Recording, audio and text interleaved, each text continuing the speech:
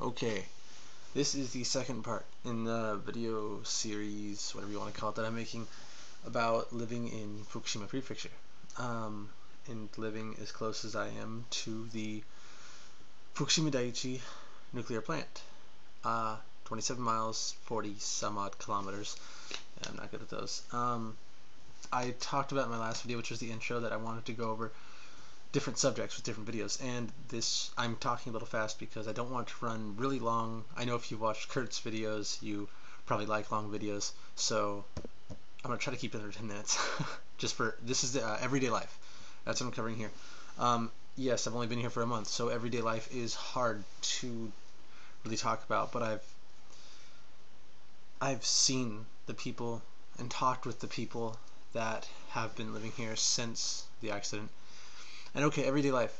What is it like living this close? What is it like living with radiation exposure? Well, that's contamination, radiation contamination, which there is exposure, but whatever.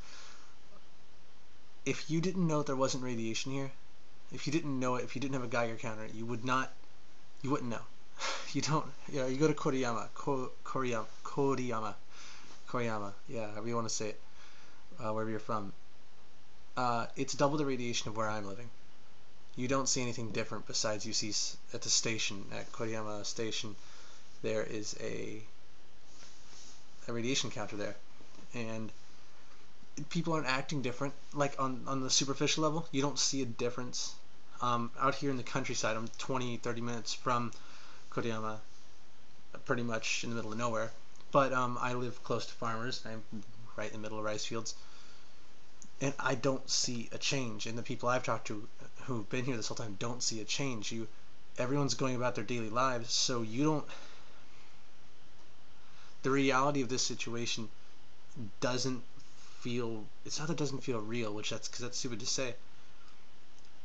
But it doesn't feel exactly like when people aren't reacting to a messed up situation like this around you. How easy would it be just to kind of forget? Because I've had awesome times here. Like, I've had amazing, some of the best experiences in my life so far. The funnest nights, getting completely drunk off sake at a Buddhist temple with a bunch of live comedians after the show and all the people from the temple. Awesome night, and I forgot about the radiation for that night. It wasn't on my. I was drunk, but there's other stories where I'm not drunk. So you don't think about it. You don't. It's not like right now because I'm sitting in radiation. Well, we're all sitting in background radiation, yes, but I'm sitting here in higher radiation levels than most people live in, and it's not even as high here. And you just don't think about it. You don't think about. I'm repeating myself a lot, and I'll get back on track. Sorry about that. You don't think about it when people aren't reacting. It's always in the back of your head, yes, but there's times you can forget about it. Times you're having a lot of fun. Times you're doing you're working on a hard job or something like that. You forget about it for a split second, but then the reality sets back in that you are living here this close. Not a little earthquake, but a decent sized earthquake could compromise the situation at the reactor at any time. And you shouldn't live your life in fear in that sense. You shouldn't not do things and not go places because of fear. But this, I think the reality of being this close to it, that is something. I might be leaving Japan earlier than I expected. I wanted to stay and find work, but being this close, I don't like right now. I don't really have the kind of money to where I can't make money here. I'm on a tourist visa. I was going to leave in August, and I might head back to America so I can kind of regroup. But I don't worry, I'll make all these videos. Yeah, and that fucking, excuse my language, but it fucking, the thought of leaving, like running away like that, is this how the people who when the disaster happened last year felt? And that's a question I keep asking myself. And from the people I've met, from the foreigners that are still here, that have come back after leaving, or have been here the whole time, that's how they feel. Like, that's what I see. And it's like, even some of the Japanese people I've talked to, if they had a place to go, they would leave because of the proximity. Less the radiation, more the proximity is the issue. to the plant. And that's everyday life in a sense. Things don't change. Things haven't changed in the sense of looking outside and things are different. People are acting different. I go for a walk in the morning. You drive down the road, you see rice fields planted. You see personal little gardens full of onions and potatoes and everything. You see them all planted and sprouting. And I think, yeah, if you didn't see that, obviously you would think about it more. And it's not that I'm not thinking about it more. I'm making these videos, so I'm obviously thinking about it. And I'm not like an activist. I'm not a radical. It's not like I'm not going to get like that in these videos. But it's such a strange situation. I'm sorry, I don't know how long this video's been running. It's such a strange situation to be in because radiation, you don't see it. Obviously, you don't smell it. Until you turn on the Geiger counter and you hear it picking up the radiation in the area, you don't know it's here. And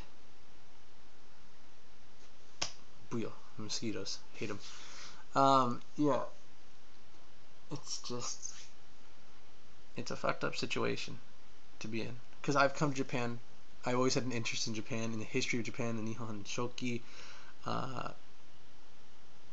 all sorts of things. And this is a place where I'm living in a house half as old as my country. I'm from America. That's it. Come on, what's not to be awesome about this place? And it's everything that I wanted, and in a way, that sucks because I have to leave it. I don't have to leave it, but I'm going to leave it so I can regroup. And pretty much I came here with a certain amount of money, and I'm not looking for work here now, so I'm gonna head back to America most likely, figure stuff out, make some money again, and I want to come back. I want to come back to anywhere like Tokyo and South because I am worried about this situation. And see, I'm making this about me, and that's fine. I didn't want to do that in this video, but this video is about my experience, so maybe it's for the best. I'm sorry if this video is running long, and I'm sorry if you're not interested, and if you're not, tell me if these videos are not interesting. I'll repeat it again. Everyday life, I don't see a change in it. I don't see people acting different unless you ask them about it. You ask them about it, you really don't. Nothing's different. And that's what I hate, because it's so easy to love and have so much fun in this place and forget about it for a split second. And I think it would be easy to fall into life here and just completely, I don't know. It's a fucked up situation. And I'll probably do more videos. If you guys have any questions about these things, like what exactly you want to see, tell me and I'll make them. Thanks for watching. This video is all over the place. The next ones I have about all sorts of different things. I've got a list here.